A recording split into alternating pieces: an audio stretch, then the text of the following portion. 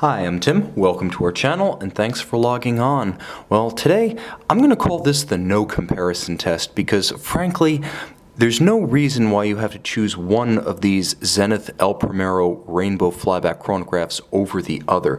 Each one is the caliper 405, wonderfully accomplished in its own era, highly wearable on wrists of any size. Big ones can wear the smaller watch and small wrists can wear the larger watch, but they are different in character. I would like to compare and contrast. I'm not going to be picking a winner, I'll leave that to you, but it's rare to be able to draw distinctions and sort of trace a family tree using the actual ancestor and the descendant at the same time. So let's start with the watch that came first. In the mid-1990s, the French Air Force was looking for, surprisingly, a mechanical watch to serve as service issue, and Zenith's El Primero caliber 405 in the watch you see here was the winner. A watch that was used into the early 2000s. This may have been one of the last true military issue mechanical timepieces ever. Now let's talk about how it wears. I'm going to give you a wrist impression. Remember, both of these watches have standalone reviews elsewhere on the channel, so I'm not going to go too deep, but I am going to give you a wrist impression and the size. 40 millimeters across the round of the case. When this watch debuted in 1996, it was considered to be a full-sized men's professional timepiece. The 40 millimeter is across the bezel from 9 to 3, not including the crown guards or chronograph pushers. It's relatively slim too. This one works well as a dress watch today.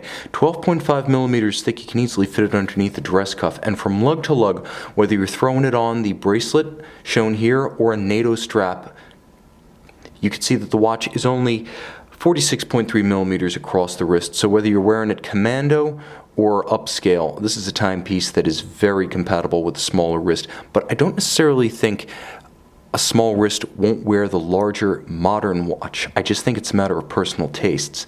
And naturally, if you prefer the look of a classical timepiece, this one featuring no polished elements and discrete size is going to be your choice. Now, I think it's important to remember that there are some parallels that need to be drawn. Some of the thoughtful elements that were retained include the variable coining of the bezel.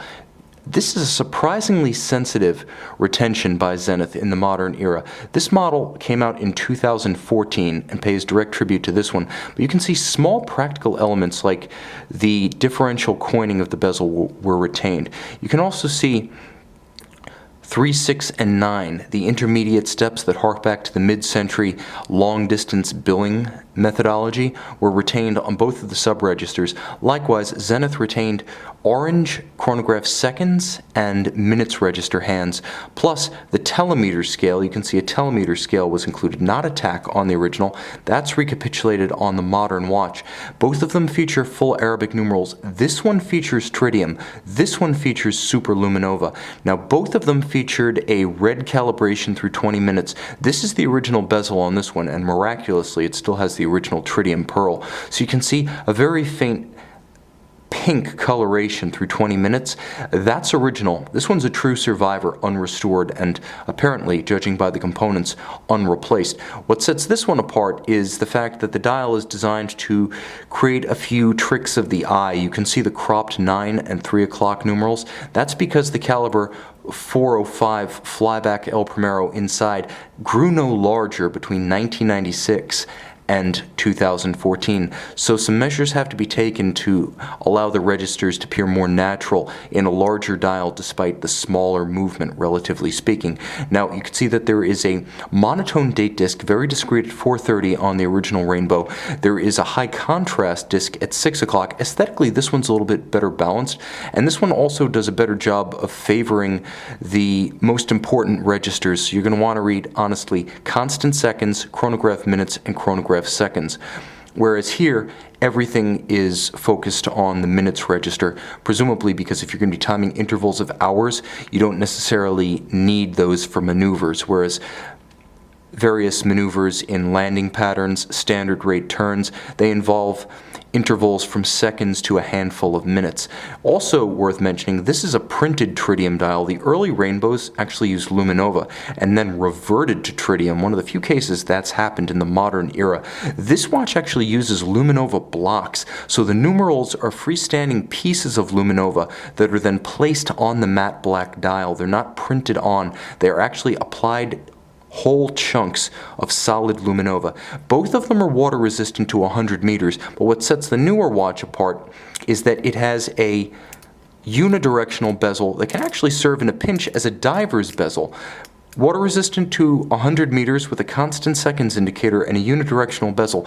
That's a level of functionality that you don't get on the original. I may as well start the original up just for the sake of it. But on the original you have a bidirectional rotating pilot style bezel and in military fashion fully calibrated, whereas you can tell the civilian DNA of the Stratos Flyback is evident in the partial calibration of the bezel, full calibration here. You also note that the lugs of the newer watch are solid. The lugs of the older watch are perforated so that you can use a pin tool to rapidly swap onto a strap if you were going to wear it in such a fashion, such as occasions where you might wear it over a flight suit and need a large strap. Now the clasps and the bracelets, though quaint, handsome, and comfortable on the original, are light years removed from the quality that you get on the modern watch.